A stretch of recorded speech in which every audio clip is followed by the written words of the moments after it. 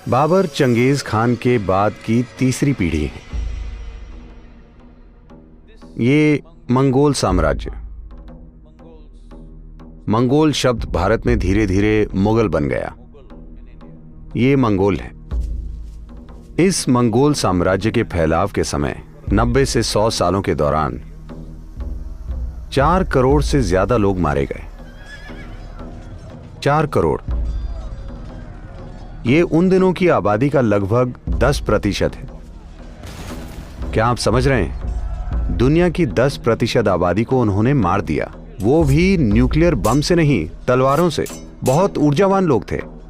मैं कह रहा हूं, दुनिया की 10% आबादी को मारने के लिए बहुत काम करना पड़ता है ना? वो भी केवल तलवारों और भालों से। तो जहां भी चंगेज खान गया, उसने एक नियम बनाया। जिस भी जगह पर उसने विजय पाई, सभी पुरुष, वहां के सभी पुरुष जिनका कद बैलगाड़ी के पहिए से ज्यादा है, उन दिनों सेनाओं के साथ जाने वाली बैलगाड़ियों के पहिए की ऊंचाई 38 से 39 इंच होती थी। हर इंसान जिसका कद उससे ज्यादा है, उसे मार दिया जाता था।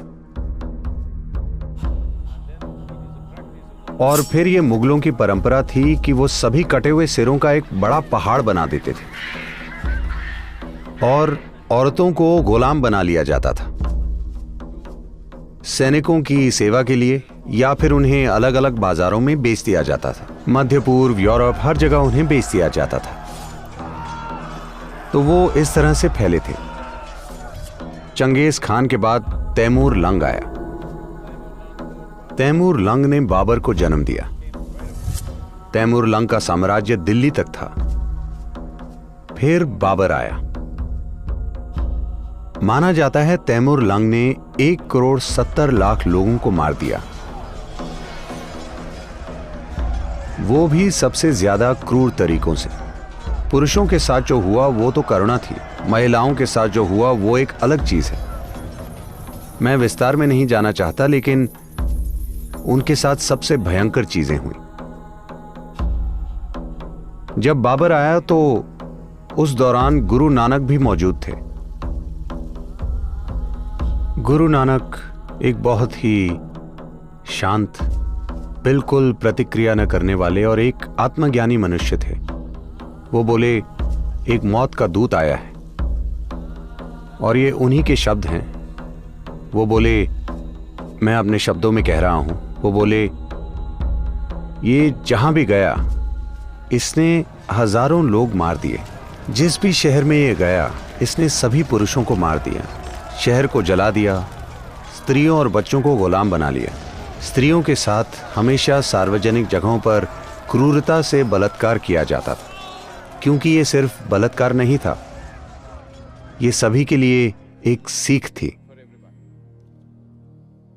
और बाबर ने हजारों हिंदू स्त्रियों को कंधार और काबुल के बाजारों में बेच दिया। हजारों स्त्रियों को। सौभाग्य से वो भारत में सिर्फ 4 साल रहा और वो मर गया। तो बाबर की विरासत को इस देश से पूरी तरह से मिटा देना चाहिए। इन सब से बढ़कर किसी को भी कभी भी आज के मुसलमानों की पहचान बाबर से नहीं जोड़नी चाहिए, क्योंकि वो इतना बड़ा अत्याचारी था कि वो अत्याचार नहीं करता था, वो खुद एक अत्याचार था। चंगेज खान धर्म के लिए नहीं मारता था, वो बस ताकत और विजय पाना चाहता था। तैमूर लंग भी काफी हद तक विजय ही पाना चाहता था, पर उसमें थोड़ा सा धार्मिक रंग था। लेकिन बाबर ने चीजों को धार्मिक मायने देकर उनका बहुत शक्तिशाली तरीके से इस्तेमाल किया, और इससे उसे मारने के लिए और ज्यादा ताकत मिल गई, क्योंकि उसे लगा वो जिहाद कर रहा है। कई बार उसने मुस्लिम शहरों पर भी हमले किए, मुस्लिम आबादियों को भी उसने मारा। तो उसने धर्म का अपनी सहूलियत के हिसाब से इस्तेमाल किया, अपने हिसाब से।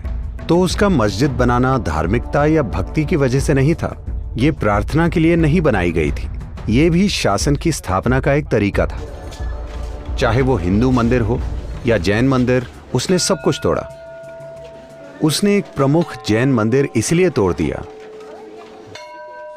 क्योंकि वहां की गुफा में उन्होंने नग्न मूर्तियों की निकाशी की थी, तो उसने ये सुनिश्चित किया कि पूरा मंदिर ही नष्ट हो जाए। इस इंसान और उसकी विरासत को भुला दिया जाना चाहिए। किसी को भी अपनी पहचान इसके आधार पर नहीं बनानी चाहिए। ये किसी भी रूप में एक सच्चा मुसलमान नहीं है, ये किसी भी तरह का भक्त नहीं है। ये सबसे बुरी किस्म का तानाशाह है जिसने धर्म के नाम पर बहुत ही शक्तिशाली तरीके से खुद को असरदार बनाया। जहां कहीं भी वो गया, इससे उसे एक नए स्तर का अधिकार मिल गया जो चंगेज खान के पास नहीं था, क्योंकि उसने विजय पाने के लिए धर्म का इस्तेमाल नहीं किया था। तो ये अत्याचार हुए हैं। हमें इन चीजों को नहीं भूलना चाहिए, हमें इन्हें याद रखना चाहिए, लेकिन हमारे अंदर इसे लेकर कड़वाहट नहीं होनी चाहिए। हमें याद रखना चाहिए कि हमें यह सुनिश्चित करना होगा कि ऐसी चीजें दुनिया में कहीं भी फिर कभी ना हो। लेकिन अगर इतिहास की वजह से हम कड़वाहट पैदा करते हैं तो जानबूझकर या अनजाने में हमसे वही अत्याचार एक बार फिर से होने की गुंजाइश है। हमें लगता है प्रतिक्रिया अच्छी चीज है। नहीं, प्रतिक्रिया किसी भी भयंकर काम से किसी भी रूप में अच्छी नहीं है। दोनों एक ही चीज है। तो बाबर की विरासत जानी ही चाहिए। राम, उन्हें एक धार्मिक इंसान के रूप में मत देखिए, क्योंकि उन्होंने कभी नहीं कहा मैं हिंदू हूं। हेलो, क्या उन्होंने कभी यह कहा मैं हिंदू हूं? वो इस संस्कृति के प्रतिनिधि हैं, क्योंकि वो स्थिरता, संतुलन, शांति और न्याय के प्रतिनिधि हैं। वो जहां भी गए उनकी यही कोशिश रही कि लोगों को न्याय कैसे दें। अपने राज्य के लोगों को न्याय देने के लिए वो खुद चरम स्तर के कष्ट और मुसीबतों से गुजरे। आपको इसी इंसान की जरूरत है। मैं चाहता हूं कि हिंदू और मुसलमान दोनों ये याद रखें। राम ने कभी नहीं कहा वो हिंदू हैं, लेकिन आज वो इस देश में एक आइकॉन है। हर किसी को इन्हें एक ऊंचा आइकॉन मानना चाहिए, क्योंकि वो सही स्तर के गुण फैला रहे हैं। इसीलिए नहीं कि वो हिंदू हैं या कुछ और हैं, क्योंकि वो सही स्तर के गुण फैला रहे हैं जो दुनिया में महान सभ्यताएं बनाने के लिए जरूरी हैं।